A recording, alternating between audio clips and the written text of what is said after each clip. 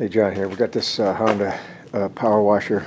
Well, it's not a Honda. Well, the engine's a Honda. It says Simpson on the label there. Powered by Honda, 3,000 psi. Little pressure washer, right? And it came in as a no start, but the fella put it in his trunk to transport it, and he broke off a piece of this valve. So we already know it needs a valve. Actually, I might try to weld this, which is almost impossible. But we got to see what's wrong with the no start first. So I guess the first thing is think fast, right? Fuel, air, spark, and timing. I think the best avenue I always take is check for spark first, even though it's most likely fuel, because this is a off-season thing. Anything that sits off-season, it's usually almost the fuel gets gummed up, the carburetor. It's like 90% of the things that I fix is carburetor related. But let's check the spark first because it's easy, and go from there. Alright, so I did check, see if it started. The switch was off in the fuel. There's a fuel cutoff. That was off. I turned it on, turned everything on just in case. Some people forget how to start things. Choked it. I pulled about 4 or 5 times. It does not start, true enough. So I think the easiest thing to do is check for spark first. Just because it's the easiest thing. Chances are it's going to be the carburetor gummed up with fuel. Fuel gummed up. Let's see. Let's just see.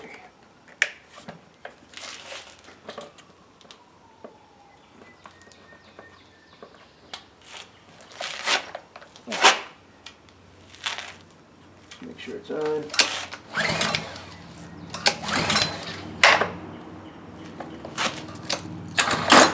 I don't think it has spark. Well, I jumped to conclusion thinking it was gas. Yeah, I don't think it has spark. Alright, let's go with the facts then. Well, first of all, now you gotta wonder if this thing is good. Alright, okay. It does work. Alright, so we got no spark on the Simpson. Let's see here. Alright, what could cause no spark? Obviously the coil, but before we jump to the coil, let's see if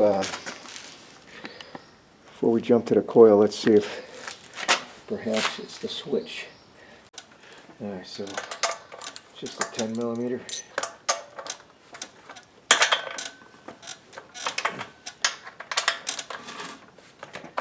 Looks like it's going to be easy to come off.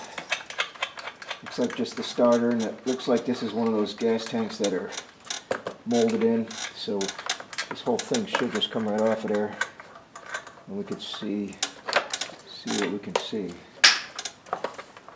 Yeah, this is just a... Alright, so there's the coil. We got a kill switch here.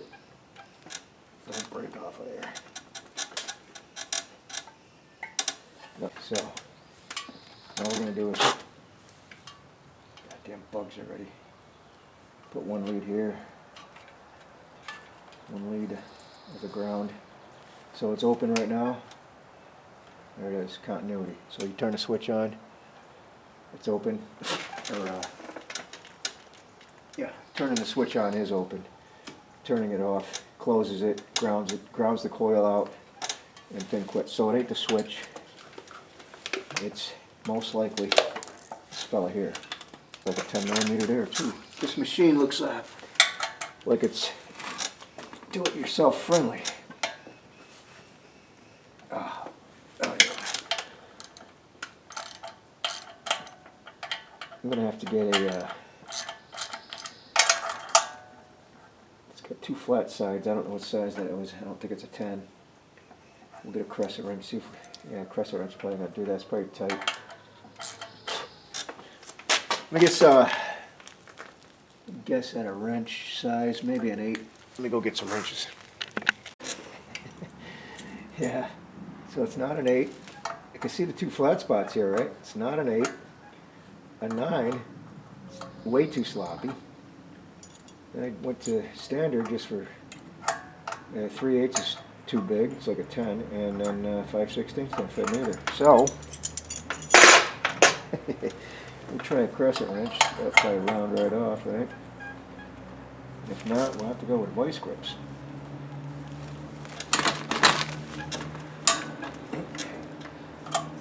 Press orange it is. Odd that they don't have the two sides that are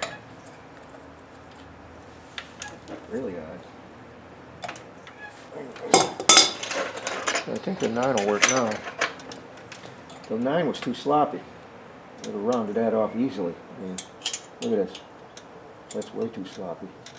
Of course, these ain't snap-ons. Anyways, let me see if I got a coil that's similar to this. That was a 10, right? Where's my wrench? And see if this thing will fire up with another coil, and we'll get a new coil. We'll be on the road again. Let me go check my scrap yard.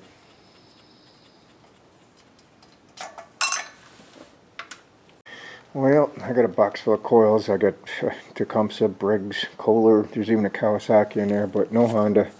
They actually have bigger holes. So I ordered one. The part number's 30500 Z8B911, right? 17 bucks on Amazon, so we'll have to pick this up tomorrow. I was going to do a measurement on this to see what the resistance is, but I have no idea what the specs are supposed to be. But what else could it be, right? So if he doesn't want to pull the trigger on a new valve, the whole housing and everything, I will tell him I will try to weld this for him. It's going to be really tricky. It's cast aluminum, and you know, any kind of cast is kind of hit or miss. But I will, it's in a tricky spot too. I'll see what I can do. Anyways, that's where I'm at. We'll pick this up tomorrow. So this is the old one, which doesn't look bad, but so we measured. So if we do set them up, it's a little different, the coil, as far as this tab is not in the same location, but the polarity, you know, as long as we set it the same way, I don't think it matters that this is over here. It's just the way it came. You know, as far as the lead goes, it'll reach. But let's see, we'll put it on ohms. So the old one, let's see, stick the negative clamp in this boot. We'll measure here. So the old one measures at 9.87 kilo ohms, almost 10,000 ohms. If you didn't know any better, I don't know. Again, not really schooled in this. I just know if there's a difference, that's probably what the ticket was. So on this one, we've got a 5.27 kilo ohms. Let's see. The difference between a primary and secondary. I went to, let me see here. Let me just, for shits and giggles here, see what that is. That's like 1.92 ohms.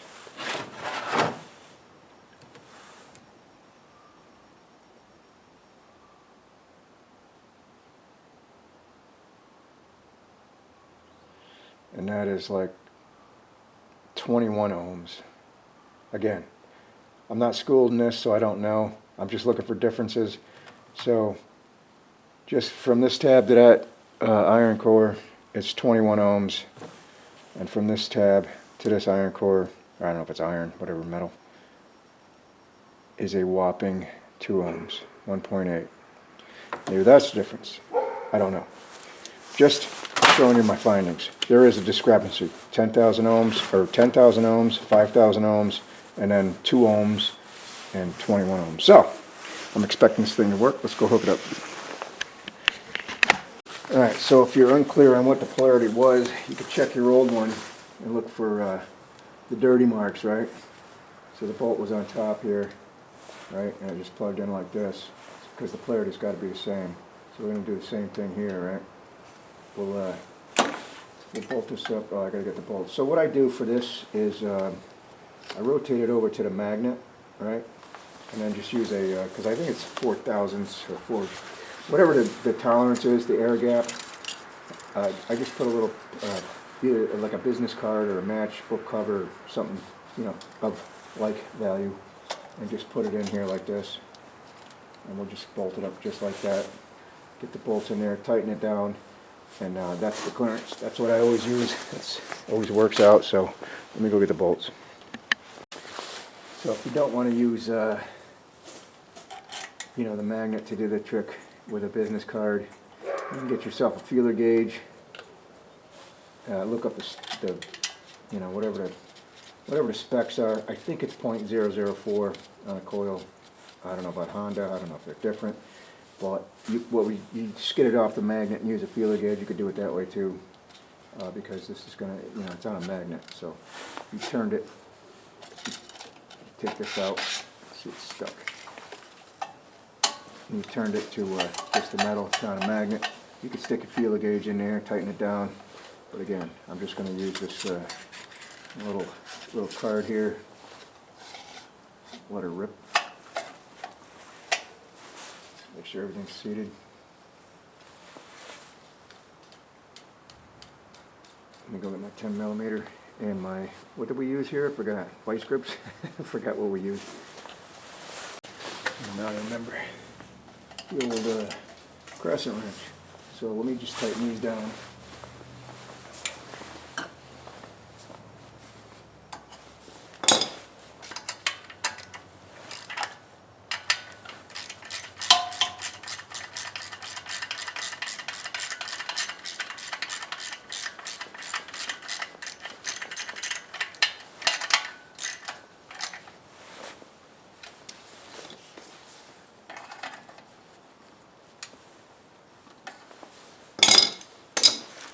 Card out of there. Just make sure you don't hear nothing hitting. It's just compression there. So I think we're golden, right? Plug her in. This should start without putting the ground on there, but we'll put the ground on there anyways. Switch ground. All right. Now, what's next? Let's put this gas can, our starter. Let's see how 3 bolts. Get the 3 bolts on there. This thing should start up.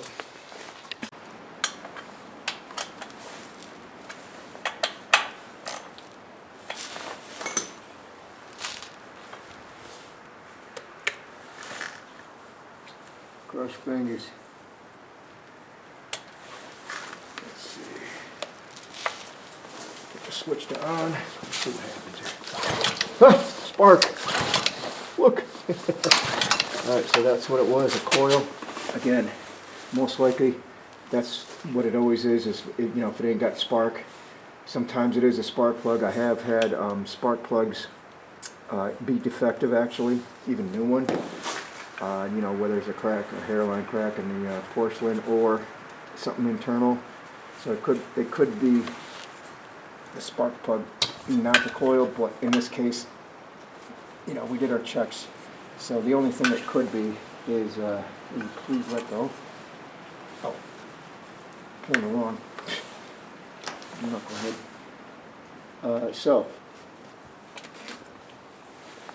all I'm saying is it's usually, if it's sparked, the coil. Not always, but usually. So, I think there was gas in here. Let's just try to fire this thing up. See if it starts. It's on. Is there a choke? Yeah, there was a choke.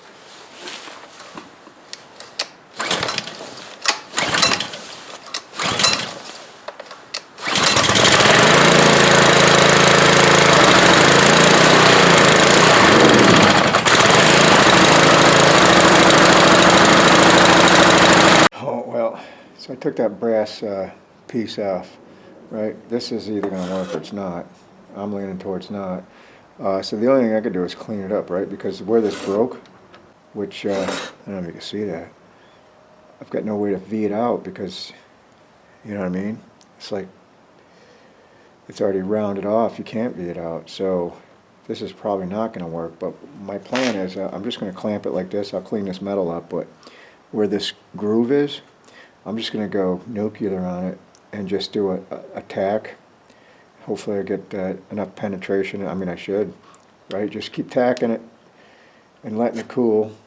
You know, tack, let it cool, because I'm not taking this valve apart. All this rubber in here is going to melt if I, you know, so we're just going to go around, tack it, keep having it, and it's going to take a while, but if I get the heat right and the penetration's right, it's possible this may go together.